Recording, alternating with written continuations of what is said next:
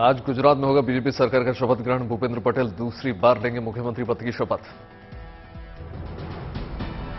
गांधीनगर में दोपहर 2 बजे शपथ ग्रहण समारोह। प्रधानमंत्री मोदी और बीजेपी के दूसरे बड़े नेता शामिल होंगे। शपथ ग्रहण कार्यक्रम में राजनाथ सिंह, अमित शाह और जेपी नड्डा भी रहेंगे मौजूद। बीजेपी संसदीय बोर्ड के सदस्य भी होंगे शामिल। भूपेंद्र पटेल सरकार में शामिल हो सकते हैं 20 से 22 विधायक, बनाए जा सकते हैं 9 कैबिनेट मंत्री, बाकी को बनाया जा सकता है राज्य मंत्री। बीजेपी से पहली बार चुनाव जीतने वाले अल्पेश ठाकुर को मंत्रिमंडल में मिल सकती है जगह। हार्दिक पटेल के नाम पर भी सस्पेंस। कैबिनेट मंत्रियों के साथ 18वें मुख्यमंत्री के रूप में शपथ लेंगे भूपेंद्र पटेल। गांधीनगर में नए सचिवालय के पास हेलीपैड ग्राउंड में होगा शानदार शपथ ग्रहण समारोह। शपथ ग्रहण में शामिल होने के लिए आज लखनऊ से रवाना होंगे मुख्यमंत्री योगी आदित्यनाथ, असम के मुख्यमंत्री हिमंता बिस्वा शर्मा सहित तमाम मुख्यमंत्री। भूपेंद्र पटेल के मंत्रिमंडल में अनुभवी नेताओं के साथ युवा चेहरों का कॉम्बिनेशन। संभावित मंत्रियों की लिस्ट में जातिगत और क्षेत्रीय समीकरणों पर जोर। गुजरात में लगातार 7वीं बार सरकार बनाने जा रही है बीजेपी। पिछले 27 साल से गुजरात की सत्ता पर काबिज है बीजेपी। शनिवार को भूपेंद्र पटेल को चुना गया था बीजेपी विधायक दल का नेता। गुजरात विधानसभा चुनाव में बीजेपी ने 182 में से जीती थी रिकॉर्ड 156 सीट्स। अहमदाबाद में देर रात प्रधानमंत्री नरेंद्र मोदी का रोड शो शानदार। जमकर लगे मोदी मोदी के नारे। नजर आया। एयरपोर्ट के बाहर ढोल नगाड़ों के साथ पहुंची हजारों की भीड़। प्रधानमंत्री की एक झलक पाने के लिए बेताब।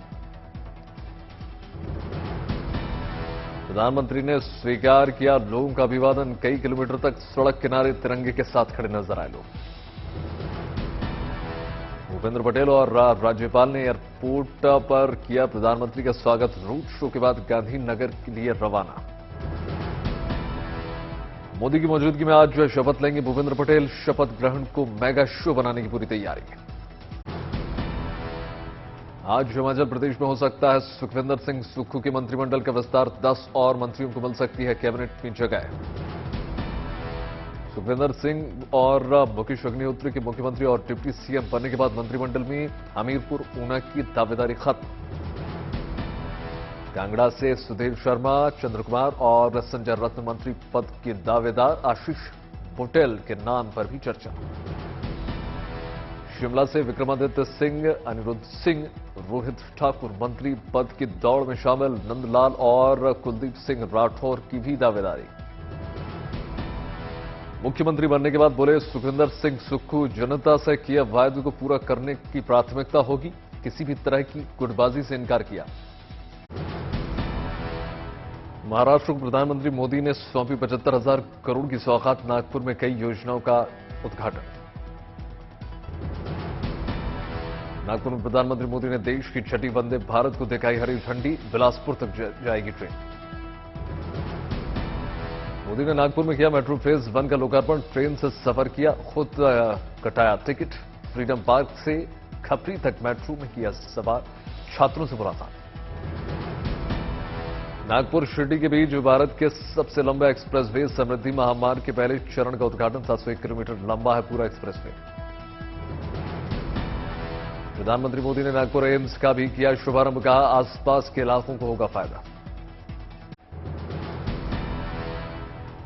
गोवा को मोपा में मिली मनोहर अंतर्राष्ट्रीय हवाई अड्डे की सौगात। 2,870 करोड़ की लागत से हवाई अड्डे की शुरू होने से पर्यटकों की काफी सुविधाजनक हो जाएगा।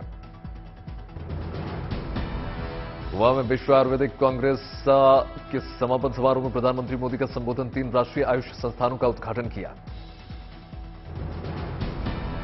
मोदी ने कहा कई पद्धति के इलाज के बाद आयुर्वेद की ओर लौट रही है दुनिया। 8 सालों में आयुष विभाग 20,000 करोड़ से बढ़कर 1.5 लाख करोड़ तक पहुंच गया। गाजियाबाद के नेशनल इंस्टीट्यूट ऑफ यूनानी मेडिसिन का प्रधानमंत्री मोदी ने किया वर्चुअली लोकार्पण। कार्यक्रम स्थल में पहुंचे राज्यसभा सांसद अनिल अग्रवाल नाराज होकर लौटे वापस। बैठने की जगह तय नहीं होने की वजह से नाराज। नीतीश कुमार ने प्रधानमंत्री मोदी के खिलाफ खोला मोर्चा। कहा अगली बार जो बनेगा वो थर्ड फ्रंट नहीं, मेन फ्रंट बनेगा। नीतीश को बीजेपी पर वार का 2020 बिहार विधानसभा चुनाव में बीजेपी की वजह से जेडीयू को मिली कम सीट। जेडीयू नेता केसी त्यागी का बयान, दिल्ली में नीतीश जी 6 महीने समय दीजिए, 2024 लड़ाई 6 महीने में हो जाएगी खत्म। केसी त्यागी ने कहा, नीतीश कुमार ही एक ऐसे नेता हैं जिन्हें ना ईडी का डर है और ना सीबीआई का। नीतीश के बयान पर बीजेपी नेता सुशील मोदी का पलटवार, कहा भारत बीजेपी मुक्त तो नहीं होगा लेकिन 2025 में जेडीयू मुक्त हो जाएगा बिहार। टीएमसी प्रवक्ता साकेत गोखले की गिरफ्तारी का विरोध, आज चुनाव आयुक्त से मिलेगा टीएमसी का संसदीय प्रतिनिधिमंडल। टीएमसी ने लगाया जनप्रतिनिधित्व अधिनियम के उल्लंघन का आरोप, कहा जमानत के बाद हुई साकेत गोखले की गिरफ्तारी। दिल्ली शराब घोटाले में तेलंगाना मुख्यमंत्री केसीआर की बेटी के कविता से पूछताछ, गवाह के तौर पर बयान दर्ज। शराब घोटाला केस में केसीआर की बेटी कविता से करीब 7 घंटे पूछताछ। मुजफ्फरनगर में दलित वर्ग के 80 लोगों की घर वापसी, इस्लाम छोड़कर हिंदू धर्म अपनाया। विपक्ष के निशाने पर महाराष्ट्र के मुख्यमंत्री एकनाथ शिंदे, विधायकों और सांसदों के स्क्वाड में निर्भया फंड से खरीदी गई गाड़ियों के इस्तेमाल का आरोप। उद्धव ठाकरे ने शिंदे पर साधा निशाना, कहा मां बहनों की सुरक्षा के लिए खरीदी गई गाड़ियों का राजनीतिक इस्तेमाल शर्मनाक। शिवसेना प्रवक्ता प्रियंका चतुर्वेदी का हमला, बोली निर्भया फंड से खरीदी गई गाड़ियों से महिलाओं को नहीं विधायकों को मिल रही है सुरक्षा। महिलाओं के खिलाफ अपराध रोकने के लिए केंद्र ने बनाया था फंड, 30 करोड़ की लागत से खरीदी गई थी 220 बोलेरो, 35 अर्टिगा। शिंदे सरकार के सत्ता में आने के बाद नेताओं ने स्क्वाड में लगाई गई निर्भया फंड से खरीदी गई 47 बोलेरो, 17 गाड़ियां वापस, 30 का इस्तेमाल कर रहे हैं विधायक। उत्तर प्रदेश में शहर शहर जीएसटी के छापे से हड़कंप, गोरखपुर में दुकानें बंद कर भागे कारोबारी। बरेली में भी जीएसटी रेट से हड़कंप, सांसद संतोष गंगवार से मिलने पहुंचे व्यापारी। सहारनपुर में जीएसटी सर्वे के खिलाफ सड़क पर उतरे दुकानदार, बीजेपी नेताओं के घेराव किया, जमकर नारेबाजी। महुआ में भी जीएसटी रेट की डर से दुकानें बंद, कारोबारियों ने किया प्रदर्शन। पूर्व उप मुख्यमंत्री दिनेश शर्मा का बयान, टैक्स चोरी करने वालों पर हो रही है कार्रवाई। खबरों की दुनिया में आज तक ने फिर लहराया अपना परचम, आईटी गोल्डन रोलर अवार्ड से नवाजा गया। आज तक एक न्यूज चैनल नहीं है, वो एक मूवमेंट है। वो अभी ब्रॉडकास्ट में नहीं है सिर्फ, वो है वेब पे, मोबाइल पे, ऐप पे, ट्विटर पे, फेसबुक पे, इंस्टाग्राम पे। आईटी अवार्ड्स में हर साल की तरह इस बार भी आज तक का टंकर नंबर 1 मीडिया समूह का आईटी अवार्ड भी मिला। इंडिया टुडे ग्रुप की वाइस चेयरपर्सन कलीपुरी ने कहा, आज तक का मतलब है नामुमकिन को मुमकिन करना। नामुमकिन को मुमकिन करना, और ये है कि एक न्यूज चैनल को एक मीडिया कंग्लोमरेट का अवार्ड मिला है। ये है नामुमकिन को मुमकिन करना। और ये कैसे होता है? क्योंकि आज तक की पूरी टीम एक फैमिली के जैसे काम करती है। पूर्वी लद्दाख सिक्किम में ड्रोन की तैनाती करेगा भारत, चीन की हरकतों पर नजर रखने में मिलेगी मदद। घाटी में लड़कियों में बढ़ रहा है बास्केटबॉल को लेकर क्रेज। केरल में जा रहा है फीफा वर्ल्ड कप का खुमार, त्रिशूर में फुटबॉल फैन और चित्र कलाकार पत्तों पर बना रहे हैं फेवरेट खिलाड़ियों की तस्वीर। मणिपुर में एक स्कूली छात्र ने ऐप स्कैनर कॉल विकसित कर लिया है जो खा नाओरेम दिकाई क्षेत्र में छवि प्रारूप में किसी भी मोबाइल नंबर को पढ़ सकता। पुंछ में बागवानी विभाग की ओर से ट्यूलिप फूलों के बीजों की बुवाई शुरू। मुख्यमंत्री मनोहर लाल खट्टर करनाल में आयोजित भगवान परशुराम महाकुंभ में हुए शामिल। मुख्यमंत्री खट्टर ने की परशुराम जयंती के गैजेटेड हॉलिडे मनाने की घोषणा। कानपुर में ऐतिहासिक फूलबाग गांधी भवन में डिजिटल लाइट से दर्शाया गया। शोपियां में सेना की ओर से 2 दिवसीय जश्न चिल्लई कला उत्सव का आयोजन किया गया। घाटी में पर्यटन को बढ़ावा, कश्मीरी विरासत की विशिष्टता और समृद्धि को संरक्षित रखना मकसद। केरल के मंत्री ए.के. शशींद्रन ने महिलाओं के लिए पिंक फिटनेस सेंटर का किया उद्घाटन। हैदराबाद के 78 साल के बुजुर्ग को अनोखा शौक, 200 से ज्यादा देशों के स्टैंप, सिक्कों और नोटों का संग्रह। जयपुर के यूदा हॉस्टल में संविधान कथा का आयोजन, लोकसभा स्पीकर ओम बिरला ने की शिरकत। जगतगुरु परमहंस आचार्य महाराज ने बाराबंकी में कुंतेश्वर महादेव मंदिर में पूजा अर्चना की।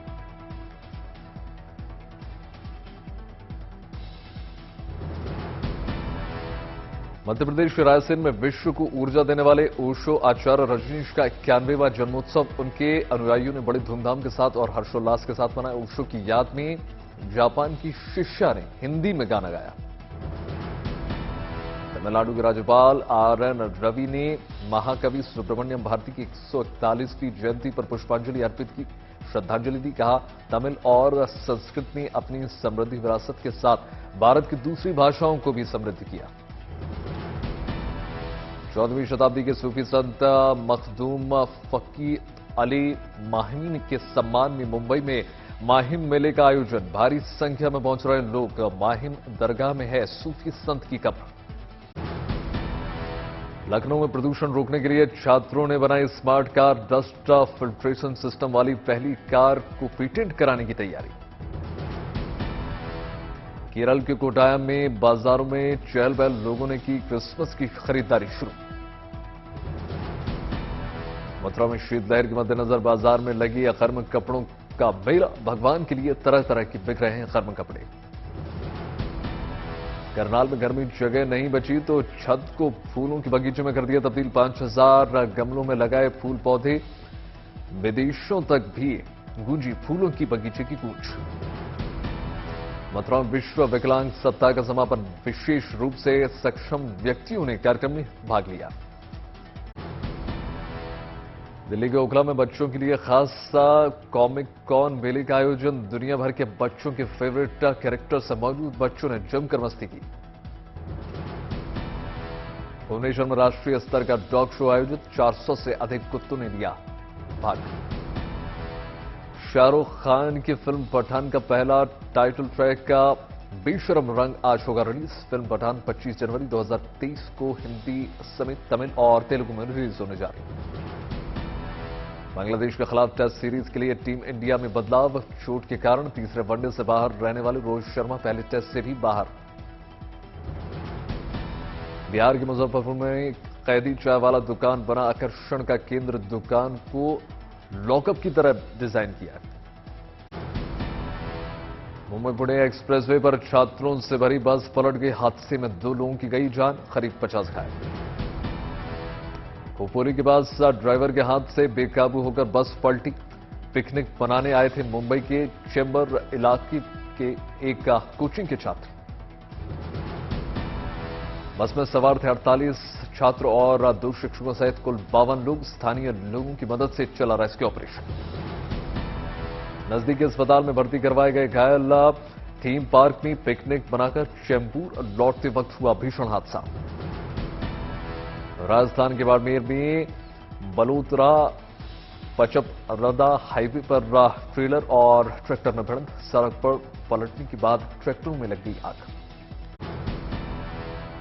आंध्र प्रदेश के कृष्णा में चक्रवात मानसून से 2 दिनों से हो रही है लगातार बारिश से धान की फसल पूरी तरीके से बर्बाद।